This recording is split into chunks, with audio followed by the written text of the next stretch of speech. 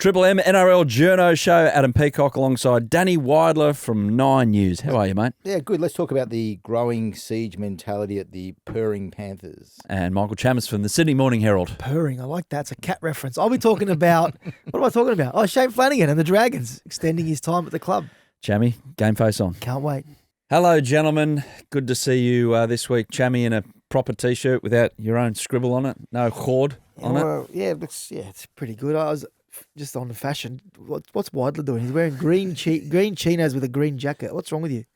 Well, first of all, they're olive chinos, and this is not a jacket, Michael. This is a sweater of some description. Sweater, such an eastern suburbs thing to say. With a zipper. You're in the same colour. Yeah, but I'm at least wearing blue jeans. I'm not an imbecile wearing all green. Look like the guy from Sesame Street out of the bin. What's he called again? That guy. Groucho. Oscar the Grouch. That's the guy. Yeah, Groucho. Well, sounds like you. After speaking of bins, that's where your T-shirt from last week ended up. What about that? Your wife threw it out. I thought that was our ticket to freedom, the marketing campaign. I know. I thought we were going to start marketing that T-shirt. No merch. It was in the bin last night, and I blew up at the missus. It's like, what's this? What? And then I thought about it, and I thought, you know what? I can't really wear it around the house because I don't want the kids asking me, Dad, what does that say? What does that mean? So Don't they see you doing it all the time? no, I don't, mate. Have some respect. Come on. I actually Have some respect. I was actually at a school event last night, and Were you invited? My son's friend came up to me, young Blake, and he said, Michael, what's that thing that Fainu was doing? What? How do you do it? What does it mean?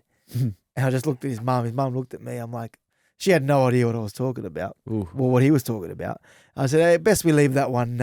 Best we leave that alone. And she asked me later, and I was like, yeah, I'm not going to teach your son the khawd and what it means. So you get carried away in here, and you don't realise the little spot fires that you're starting you're right. that you cannot control. The impact you have on this podcast, Michael. no, well, just the Fainu had on the world and the Tigers. But You know what he is? He's like a guy driving along the motorway in summer, just flicking cigarette butts out the 100%. window, just Never starting He is little that spot bloke. fires. He is that I've bloke. never had a cigarette in my life.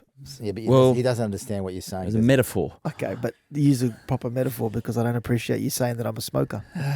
Before getting of- into footy, speaking of being smoked, poor old Danny didn't rock up to 100% footy the other night. You filled in massive drive-by. Here it is. Oh yes, time for Scuttlebutt with the one and only Michael Chammas, late caller. Yeah, I wasn't supposed to be here, Em, but Danny Weidler fell over walking his cat in Bondi this morning, so Is that a legit story? fell down apparently down I don't think a he has muddy a cat, hill. does he? No, he does. He Oh, walks really? the cat. He does. Okay. Yeah. I stand corrected. In his Crocs. Yeah, well, hopefully Danny's okay. I know he'd be watching, so Is the cat okay? he's got his warm milk out watching the show. Oh yes, let's not. He's a creature He's of a habit. bit of a Danny. nerd. Is that what we're saying? No, you're saying it. Danny. He's a nerd, but a nerd that we love. What was that? Was uncalled for. the guy could not move back. Was it? Spasms. He looks to be moving fine to me now. Yeah, I've been to the doctor. I've got some meds. You've rehabbed. That's what you do. You try and get better, champ. He went for scans. This sounds as serious as Lockie Galvin's scans that he played that week. Honestly. Lockie Galvin had genuine injury. So did you. So I get a Nothing's broken though. But you didn't slide down a muddy hill I- walking your cat in I Bondi, did. as alleged. You did. Well, as we know, I don't have a cat. First of all, We do. The logo that I'm getting done for our T-shirts. I don't have a cat, and I saw Gal saying that I've got a cat as well now too. I mean, are you putting him up to this? No, Right? I didn't say anything. Anyway, no, I had a little slip, landed on something a bit uncomfortable, and yes, but my back's okay. Thank you for asking. I Adam. call bullshizer. Do you want to see that? I'm not gonna start doing that. What happened? Seriously, what happened? That's what happened. I slipped. What else can happen? You slipped and then you couldn't walk, so you couldn't do 100% footy. He's I was old. having back spasms. I bravely went into work, filed a story, and went home. And you were fine, and you came up with some scuttle of some description. I had to try and salvage and it some wasn't sort last of... minute. It was 8 a.m. in the morning when I told him he Yes. was on. So let's if we want to deal with facts, where he's trying to make up some sort of emergency replacement. It was the 11th hour. It was 8 a.m. It was 11 Monday hours morning. before I it went said, to air. well, I Yeah, said, 11 hour. Sorry, I can't do it tonight. And then he said, that's all right, because I'll need you to cover for a variety of days where I'm coaching kids or something or other. There'll come a time where I'll say, listen, Cat Whisperer, I need your help. And it'll be when you have a back spasm, and it will happen. Honestly, who falls over and has a back spasm? How old are you? 56. Yep. It happens, Michael. It happens. But, like, how do you fall over? You're walking, Habibi. What do you call me? What did you just call me? Was that a Habibi? Yes, like you're walking. What happened? Hang on, can you explain what that means before we go It's just further? a term of endearment. Is it another one like that thing with the finger? It is. No. That's sure? a term of endearment. I slipped over. It was muddy. Have you not? You said you landed on something awkward. What did you land on? A tree root. This is I'm not. This is the made-up story. It wasn't a Kenty style tree. The tree. No, It got you too. No, not that tree. It wasn't a Roselle. It was a Bond. Oh, It didn't just go, did it? It didn't. No, it hasn't, has it? Stop talking about you jinxing me. Yeah. Anyway. You're into his subconscious now. I'm going to have to stand up soon. Free yourself. There must be plenty doing this week, Adam, because we're talking rubbish. Absolute dribble. Let's go. Come on. Footy. Enough of that, Big mate. game of footy on the weekend. And I know we dive into issues around the game rather than actually talking about the X's and O's. And we're not going to talk about the X's and O's. We are looking forward That's to not our Penrith thing. and Melbourne on Thursday night. You can catch it on the Triple M coverage starting from 6 p.m. But a little bit of spice added to it as we sit here today. Craig Bellamy has just spoken in Melbourne, and you spoke to Ivan Cleary earlier in the week about, a range of issues, including a rule about penalty tries tackled in the air, protection of players in the air, whether it be a kicker or a catcher. And Craig and Ivan, it appears, have differing views. Yeah, well, so the original question of Ivan about tackling, about players being tackled in the air, going for kicks and all that sort of stuff, which has become an issue, was brought up by Marty Gabor. He started off that line of questioning, and Ivan absolutely bought into it. He thinks that what we've lost sight of what the rule was brought in for. And originally that rule about tackling players in the air was brought in for player safety. And what we're seeing now is not that. It's players are being penalised for things that aren't necessarily around player safety. And I guess we saw in Origin when Brian To'o was sin-binned for contesting the ball, then tackling Xavier Coates. And that didn't sit well with a lot of people at the time. And then again, it was Teague Wilton and Tyrell Sloan contesting a ball, which again, we saw a penalty try issued, which is, to a lot of people, it's not what the rule was there for. And it feels like the referees, you're giving them an inch and they're taking a mile on a situation where it's not sitting well with coaches like Ivan. And I guess he's talking because he's got a shorter winger, doesn't he? In Brian To'o. And I put that to him and he said, well, Brian can jump. Not like Xavier Coates, he can't. No, so it's an issue that, and Craig Bellamy, we're recording it, Wednesday about 10:30. Yeah. He did a press conference this morning, which I haven't heard, but I've heard from a reporter who was there, saying that Bellamy basically said that, well, the rules are rules and stick to them, whereas Ivan wants that rule changed. So there's a little bit of jockeying and a bit of, I guess, pressure being put on around a rule that might have an impact in the finals going forward. Because that Melbourne, that play was Harry Grant who tried to put that, as Danny tries to readjust his position. Harry Grant put that little kick in for Xavier Coates. That was, I think the vision was on the Telegraph last night. Genius. Like, you're kicking it 2 meters away to a bloke 2 meters away, and the defence cannot do anything about it except wait till it hits the ground. It's a genius play under the rules. Should we be allowing that to happen? Well, probably not, because I think you're going to blur the lines. If you stop players from contesting, if you say it's open slather if they're trying to stop a try, well, you're going to get a situation where we're going to inevitably have someone get injured because someone got tackled in midair.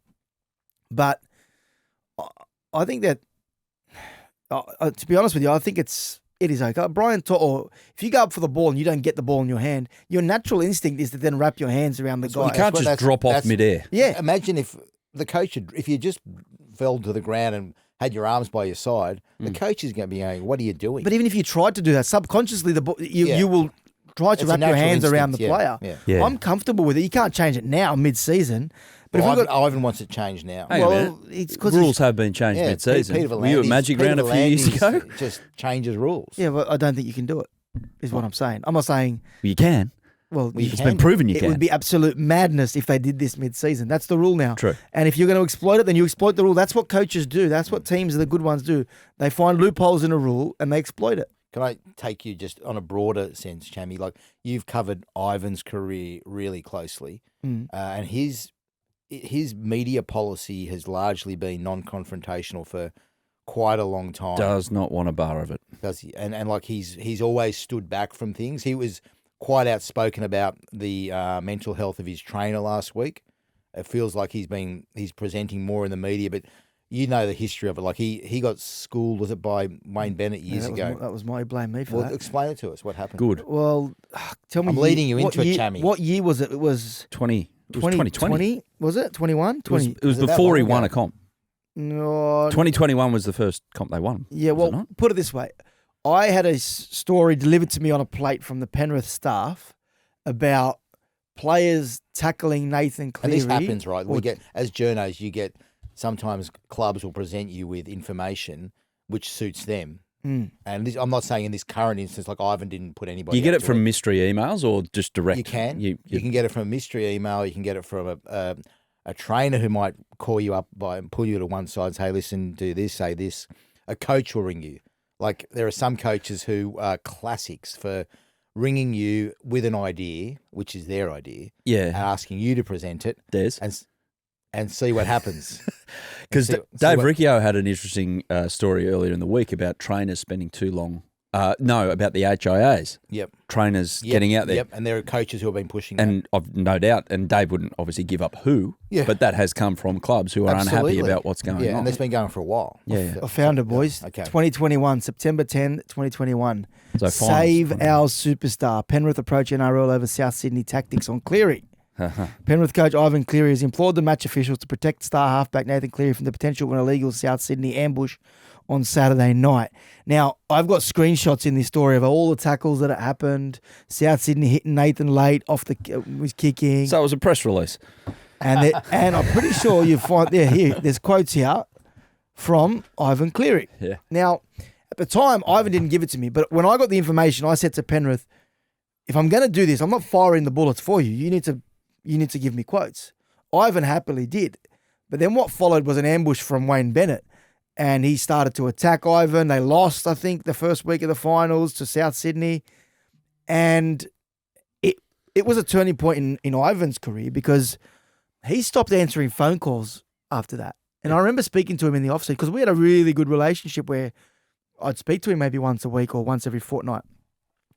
And then he didn't take my calls. And I thought, hang on a second, these guys angry at me over something they wanted me to do. And the previous year, I'd written stuff about Jared Sutton, who was, not Jared Sutton, Bernie Sutton helping out with the Melbourne Storm, whether So that he's was a basically conflict saying of he was interest. He was Ivan's mouthpiece, is that what you're saying? No, well, hey, just saying. mouthpieces, mouthpieces. Ivan's You ain't mouthpiece. still calling anyone a mouthpiece, Ivan's top a cat. Ivan's a mouthpiece. So you're Ivan's mouth. Is that what you're saying? Is that what you're admitting to right now? Mate, you're the Cullub's mouthpiece, the top Cullub. You know what that is? I don't even The know. top dog. Anyway, what I was good. saying, Why is he speaking another language? because we found we've got a lot of listeners who like to speak in Arabic. Can you do a whole podcast? I'll Get just back sit here. on Yeah, track sorry. before you dismantle Ivan- yourself. So Ivan didn't answer. I remember seeing him in the off-season, I think, presentation night after they'd won the comp. I said, mate, did I do something wrong? He said, no, I just realised that I don't do, like, I'm best in the shadows. I'm best not getting in the spotlight, doing my thing, not playing the media game. And it took me for that incident to blow up in my face to realise I shouldn't play those games. And since then, he's really been been quiet. He's been 'Cause I quiet, avoided us. I remember that. A couple of weeks later, it ended up on 360. They put up a big graphic, and the talking point was, is Ivan Cleary the greatest non-winner in coaching history? And it had all these games coached without winning a title. Yeah. Like, narrative's changed a bit in the little last bit, yeah. intervening 4 years. But at the time, that's what it morphed into. That's how those stories, in a little article that little Michael, just the battler from the West there, putting in the Herald about tacklers in the air, and then it just blows up. Deluxe. I'll be interested to see where this story this week heads. I'm definitely on the news tonight. I'm going to be following up what Craig Bellamy said. If you can, if you're not at your Cairo this afternoon. I'll be there. So So I'm going to listen to what he said. I think it's in today's media conference and follow up what we raised yesterday. So it's a good talking point leading into a big game. And Ivan's really funny. Like I go out to Penrith a fair bit. Like I'm there a fair bit. But every time I turn up and Ivan's there, his immediate reaction is, he won't mind me saying this, is, oh, there must be something going on. You're here, right? And he goes, in the old days, and he tells the same story every time, I could tell there was something going on because they'd have one of those news trucks with a spinning satellite. And now it's when you're here. What about when he's there? Well, he's never there. No. Actually, when Michael's at Penrith, he comes out of the offices. We're all outside. Chammy walks out having a sausage sandwich which they've cooked for him, and we're all just outside waiting, doing our job. But Michael, he's in the inner sanctum. There are no stories in interviews, Danny. Who else do you get that from when you rock up and you go, oh, you're here? Oh, most people. No, that's Ivan's. It's his shtick. He does it. Yeah. And I said, if you keep doing it, Ivan, I'm going to put it on TV. Benji does it. Benji, when he sees me, yeah. Yeah, but again, I've covered his whole career for 20 plus years. So is Ivan agitating it? I might have to call him when we leave here. If he's back in the agitation mode. He definitely wasn't deliberately. He wasn't it wasn't an aggressive way he said it, but it was Marty Gabor who brought it up. Yeah, and he responded. Then I said, "Well, do you want it changed now?" And he said, "Yeah." So. Yeah, he's clearly not happy. I want to change the week we play Xavier Coates. How are Penrith feeling? We don't talk about Penrith much on this podcast because they just stay out of the news. They just win footy games and win titles. But how are they feeling out there? You would have got a little sense of the vibe out there about they're essentially playing back-to-back final series. So there's next 3 games, starting with Melbourne on Thursday night. They play the Dragons, with all due respect to the Dragons, but they could improve by that stage. And then they play the final series.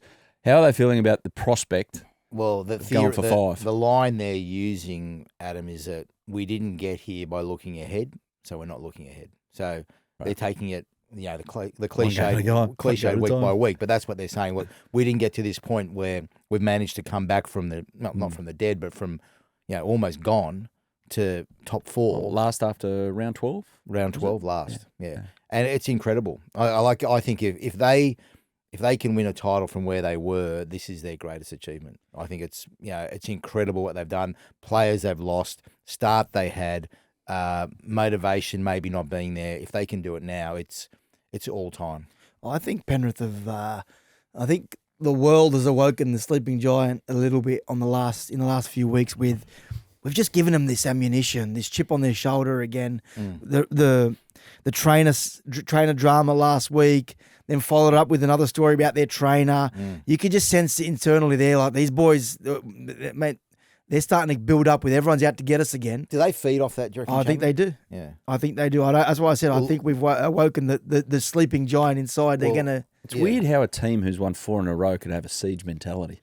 Luke Garner came out last week and said that, this is all happening because of the tall poppy syndrome. And I forgot about that. Yeah, so Luke came out and said it, so... And the coaches will be feeding off it. Yeah. They will be feeding the players. They think this of us. Everyone thinks this of us. They thrived when everyone was calling them arrogant. They become the good guys in the last 12 months, and it became boring. And I think they played like the good guys to start the year. Now that there's a few knives out, people are starting to criticise them, this Bellamy stuff. I'm telling you now, they'll be feeding off it. Is that because Jerome's not there as well? Maybe they took that because he was like a real target for a lot of that, and he was a driver of their. I don't want to call it arrogance, but a driver of their spirit in a lot of ways, and their us against the world mentality. Do you think that maybe his absence, that's how it's been felt in a lot of ways? Yeah, I think so. I think so, and I think that. Nathan will be driven by the fact that he failed to deliver New South Wales a series win. The doubters, the critics. I'm trying to remember some of the storylines, but it feels as like Penrith have become the bad guys again. And there's a few pot shots being had from. They've noticed it, like a few News Corp pot shots towards them around what they're doing off the field. I'm telling you now, they'll have that.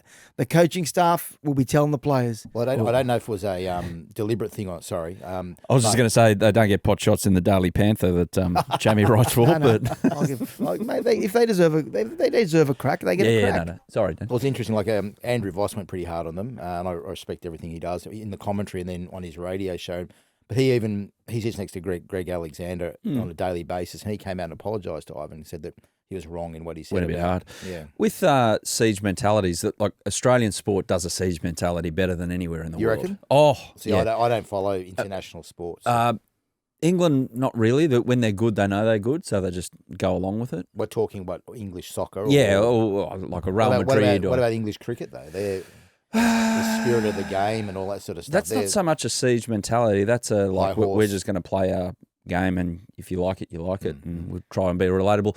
American sports, they're a bit different as well. Like the Stars literally walk around with a lot of swagger. Yeah, right. But siege mentality, Australian coaches use it as a weapon. And rugby league is a great example of that. Does it drip into your mind about a club that's used the siege mentality really well? I mean, Bulldogs around Coffs Harbour. Dez. Oh, yeah. Dez as well. Dez, the best at a siege mentality? I think so. I think Dez. Ricky. Ricky. Dez and Ricky. Oh, Gus back in the day. Yeah, I don't remember. Yeah. Back in the day, Gus was pretty good at rallying people. So See what I mean? Siege mentality, I bring it up and then bang, you go bang, bang, bang. Well, examples. they put posters up. They put newspaper clippings up. The coaches do it. Have you ever seen it? Yeah, Like a I have newspaper seen it. Yeah, clipping? they put up newspaper clippings, motivate the players.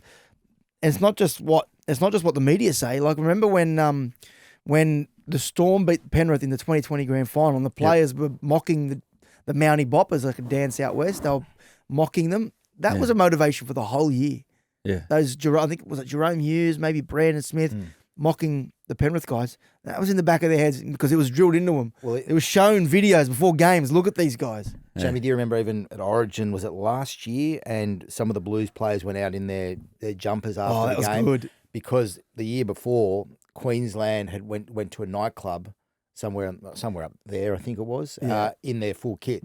So the Blues said, well, khawd. they said that, yeah. Yeah. And They won it the next year and went out in their kit. Brilliant. And Penrith had previously put out videos, I'm sure, of critics bagging them and saying they can't do it. They're out of the run. And when they win the comp, I remember they've put out videos of that as well. So, yeah, teams, it's a great thing. I love it. Oh, it's hilarious. Because you look at it and you go, that's abnormal, but whatever floats your boat, whatever gets you going. And morons like us have to eat our words. Yeah. There was plenty of siege mentality at the soccer game I went to on the weekend, Adam. Oh, yeah. Wasn't there? Sydney United against Sydney FC. I sent him some photos. We all almost got hit by a flare. They had a flare throwing contest. At Chammy? Or?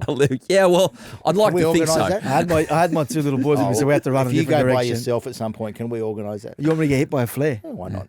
It's indicative of the football coverage in Australia that didn't even cause a ripple. I didn't even where it's at. That's the first I've heard of the coverage of local sport. Yeah. Mate, I was waiting for it to be on the 6 p.m. news on 7 or 9, and it didn't lob. So a good journo would have filmed it and put it on the news, but I protect my boys at Sydney. Oh, well, United. You were there and you didn't provide us with a news story, mate. That was my stomping ground. That's where I started my career, out in that field. Not playing, reporting. Some flares are starting to be thrown, led to believe, by the Manly old boys towards what's going on at Manly at the moment. This feels like it's simmering in the background.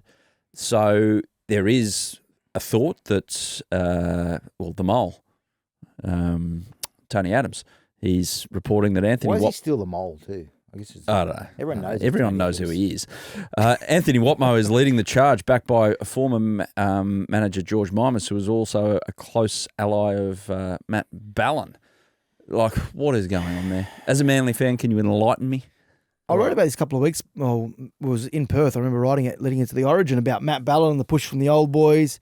And there was also a push for Jason King. What about the to push replace for Michael Tony Ennis? Mestrov?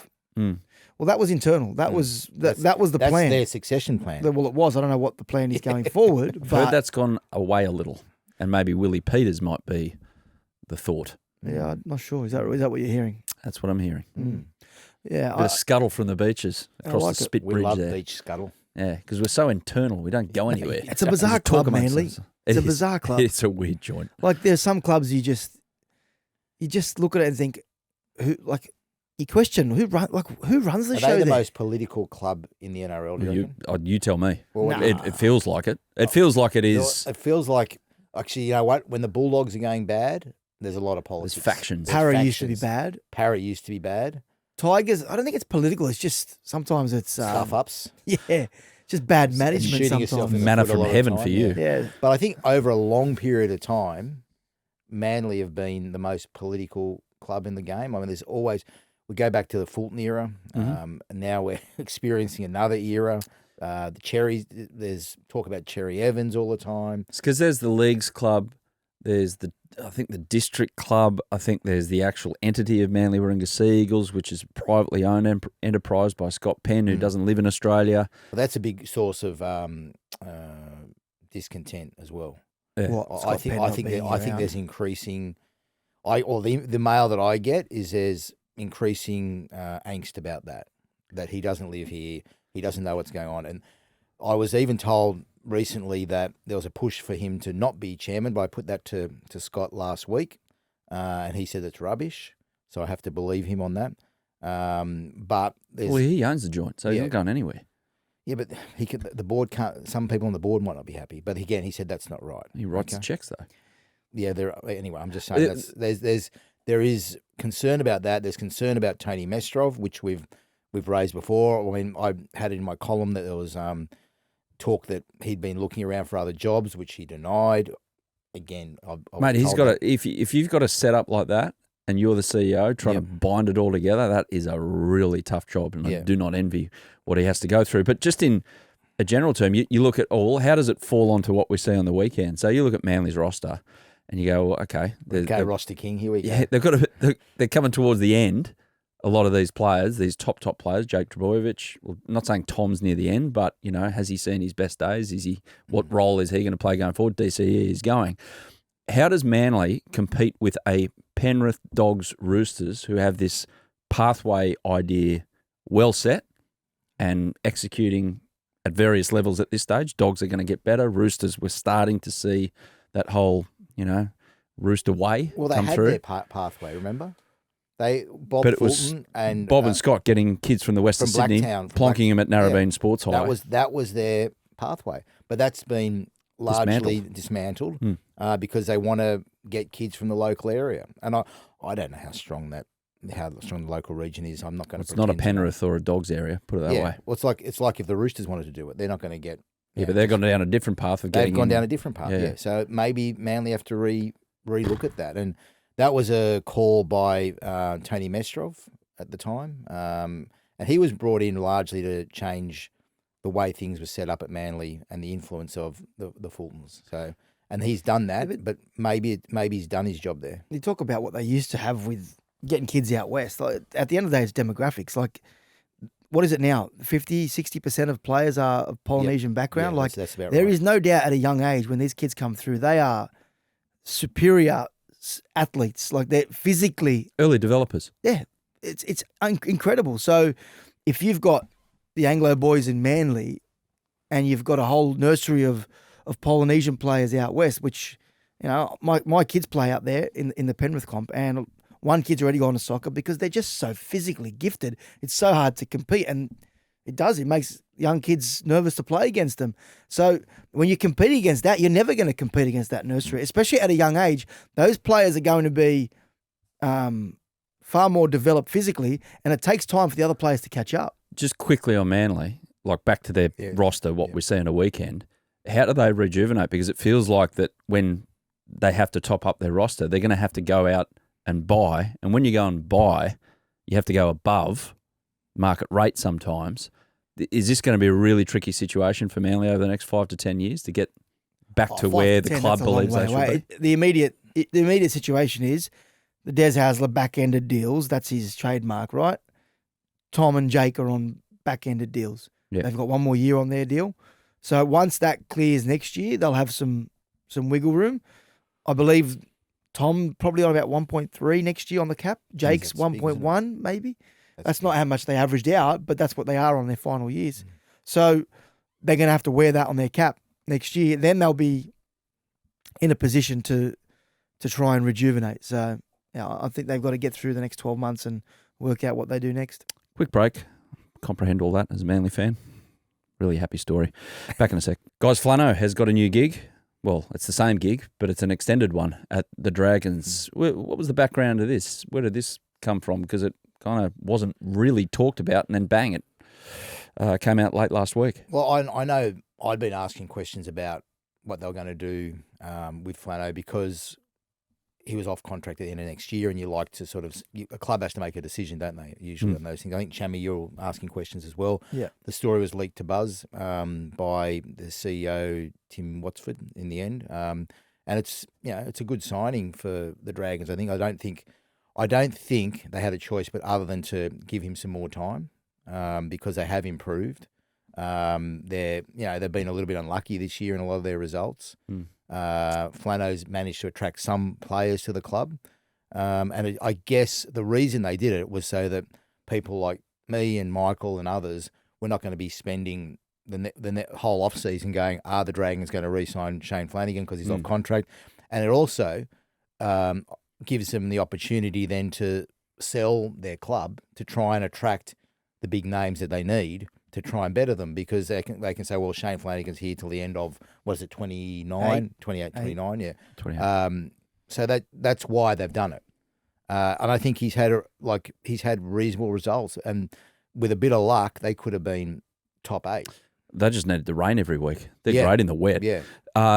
And the follow-on from that is, on Triple M NRL Daily this week, Phil Rothfield reported that Tino is the subject of a mammoth deal from St George Illawarra. Is this true? Well, that would be anti-tampering, wouldn't it? Yeah. That would become under the NRL's anti-tampering rules. Because... Or they're thinking of offering mammoth deal. Well, I think any club in the position that St George is in would be crazy not to have a look at Tino. I don't know if you throw the farm at him. Tino's a really interesting. So I heard a few weeks ago they were definitely looking at him if he was going to become available. And I personally don't know if they've made that offer, the biggest offer ever. I don't know if they've made that yet. I've reached out to the Dragons to ask them, and I haven't heard back. But yeah, it would make sense to have a crack at Tino. But they're going to have some competition for him. We're not getting Tino. Yeah, I think we're not getting Tino. Look, I think seriously, I don't think you are. I'd love to. As a Dragons fan, if they sign him, it'd be great. But he's not coming to St George Illawarra. Who's your marquee signing then for the Dragons? That's what Flano intimated last week. We're one or two big players away from having a really good, because we've got young players coming in. They need a front row and a halfback. Yeah. Where the hell are they going to find a halfback? Aren't all the good ones wrapped up? Well, I don't know if Jonah... I'd like to see them try and get Jonah Pezzett. Even if it is on a loan deal, I'll still take it for 12 months and see how that plays out. Didn't you see Braithen Astor's reaction to... Yeah, I don't think it's going to happen, but I'd like it to happen. And on 360, he just shook his head when the idea was raised about Jonah Pezzett going to the Dragons because of the way Lachlan Ilias has been treated by the club. Yeah, I wouldn't be holding my breath on that one, No. Well, they went after Dewey to play 13, not as a half. So, yeah, I don't know what the answer is. I really don't know. But the Dragons have struggled to land a marquee. They've made some good signings. They've improved a lot. I think they've been unlucky this year not to be. We'll make the 8. Hey, you'll make it this year? Yeah. Okay. Well, so far, I'm confident. Are you? We'll beat the Warriors this week. Yeah. All right. Yeah. Yeah. I'm wee because we were a chance of making the 8. It wasn't wee when they were losing. But no, I think there's a chance. Like the Roosters. It wasn't wee when he said we got the worst halves in the comp. I never said we got the worst halves in the comp. 100% you did. I said they got the bottom 2 worst halves in the comp. Was I wrong? One's in reserve grade and one's been the punching bag for everyone in the NRL. Oh, they're going to make the finals. You agree with the Flanagan re-signing? Yeah, I do actually. The logic that I put forward, is that sort of where it's at, do you think? Or stability. Yeah. What are you going to do? Who are you going to get? Seriously. Is Daniel Anderson standing out? Is Daniel Anderson as good a recruit to do the recruiting as some people are suggesting? Yeah, I think you needed to distance Flano from doing that as well. Like, he's got too much on his plate. He's used to it, but the game has evolved. So bringing Daniel Anderson in to help with recruitment so he can focus on coaching. So when he makes a tough decision like Jack DeBella no longer being there, it doesn't then impact on his ability to get the best out of the football team. It's impossible now to do everything. Especially with players these days and managers agitating, it creates a lot of friction. So I think it's a good appointment. I think Shane's done a good job at the club. I think maybe finals football was within reach. They lost a few games that they shouldn't have lost. But overall, you see where he's taking this team. And if he adds the pieces to the puzzle that they hope to do, then they're going in the right direction. Their problem is they've got about 4 players who they're trying to move on. And that's Ravalawa, Laurie, Sloan, and I think that's 3. There's Ilias. Yeah, there's 4 players. Those 4 players, they want to move them on, and at the moment they're not having a lot of luck doing that. So that's clogging up their ability to buy someone. So that's where I don't know where the money comes from to offer Tino 1.5 to bring him to your club. Well, it wouldn't be till 2027, so some of those guys will be gone. Hopefully for them, yeah. So, most of those guys will be gone. So I don't see a lot of big room decision for Tino, isn't it? I mean, he I think he must want to win competitions, right? Well, It's clear he's unhappy at the Gold Coast. I don't think he's unhappy at the Gold I've Coast. heard I think he he's is. unhappy not winning. I've heard he's unhappy with the way the club's been run. Yeah, I think That's the information. Oh, you meant the game itself, not the club. How not can you the be town. unhappy on the Gold Coast? the club. Well, Yeah. he's seen a couple of coaches come and go. Yeah, I don't blame him. Yeah. He'd be a great signing for Perth. And he's watching his career. Like he was at Melbourne. He knows what a good club's like. And he's just probably watching. It's a bit like Kalen Ponga. He's watching his career going, well, what's my legacy going to be? Yeah.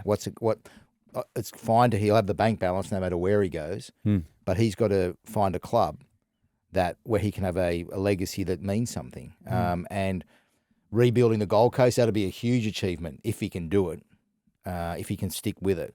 But, I'd be more inclined to go to a Bears or a successful club, or a club that's about to experience success. Titans keeping things in house about Dez and his future? Feels like it. It's all gone quiet all of a sudden. I feel like it's end of the season conversation. And Conversation or decision already made, end of the season press release to say? potentially. The whispers are changing, aren't they, Danny? Yeah, there has been scuttle that, they're liking things that he's been doing, but I don't know if it's changed enough. The Leichhardt blow up might Yeah, be all of that, the turning point for Dez. Can you imagine? Yeah. It could be. The second coming. Mate, he should have been at the Logies the other night. Yes. Imagine Dez on the red carpet. They like reckon he's a great actor. Do you know one thing about Dez? I remember listening, like he just. Anyway, I'm not going there. Let's move on. Oh, go on. No. He listens to this podcast. I don't want to upset him. Hey, Big Dez. fan. Love he you, really? Dez. I don't know. He listens to everything. I spoke to him the other day. One thing I know about Dez is he's got the firmest handshake in rugby league. Shook his hand. Are you saying it's like a Mark Latham style handshake? Well, I don't know where that hand's been. I don't want to know Latham. But Dez has got just one like vice-like grip. Really? Yep. Okay. Interesting. I remember he sprayed young Matt Logue, a young Journo, young Matty when he was younger. He's the at king of Belmore. basketball in Australia, man. He is, Matty. but I remember he sprayed him at Belmore in the tunnel. We're all watching through the door through this little glass panel while he's spraying poor Matty. I can't even remember what it was about, but can give a spray, Des. Yeah.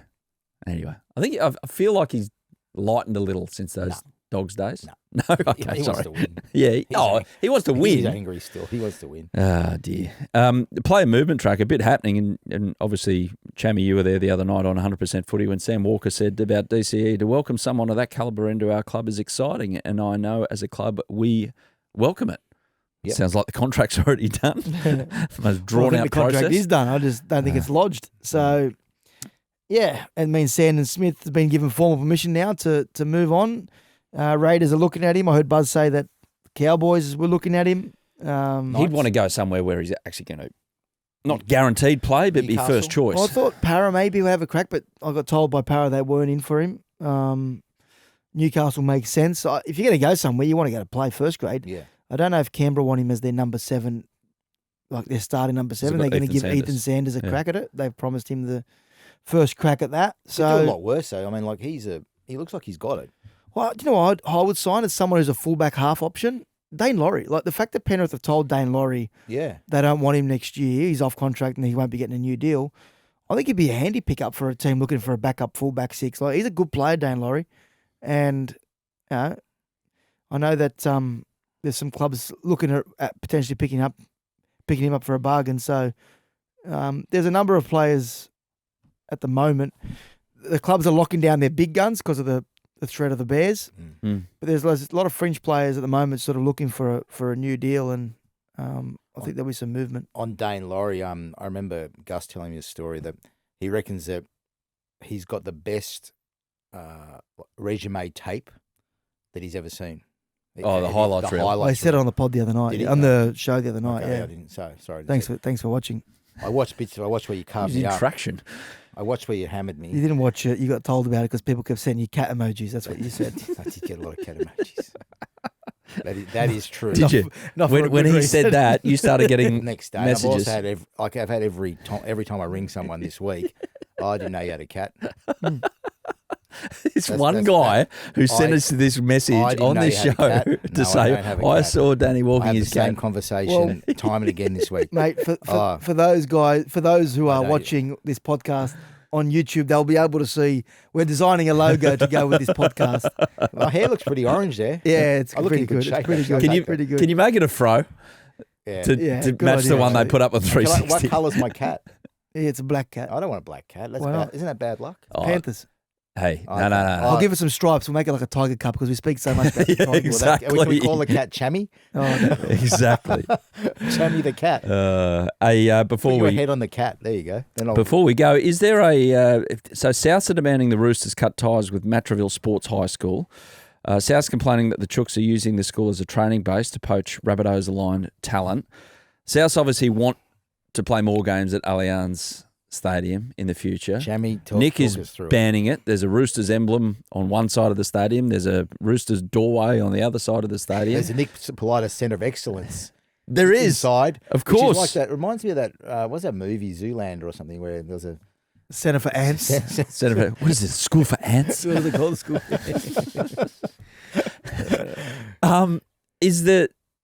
Is this happening? Like, is this jealousy Chammy, at you play? can take this And up. the Roosters are trying to just keep Souths at bay? I personally think South should be playing at Allianz Stadium. Whether or not the ground itself could hold up to more traffic is a very big question mark at Very the big moment. question. I think this is No the- root system. all this is Don't bring the Rabbitohs upset about the Roosters blocking their path to Allianz Stadium and saying, khawd, we're going to kick you out of It's our an eastern suburbs. our turf." It's an eastern suburb. Yeah, khawd. I Pardon don't me. know if that happens there.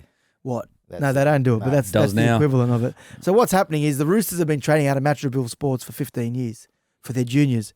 Souths are now arguing and found some rule in the manual that says that you cannot have junior leagues training in junior league clubs training out of districts or in an area which belongs to another district. It's in South Sydney territory. It went to the New South Wales Rugby League. They decided, well, this isn't a junior rugby league club. It's it's the Roosters junior representative teams. So they told South Sydney, thanks for your submission, but nothing, there's no issue here. South Sydney have then returned serve and said, no, the junior representative teams are an extension of your junior league.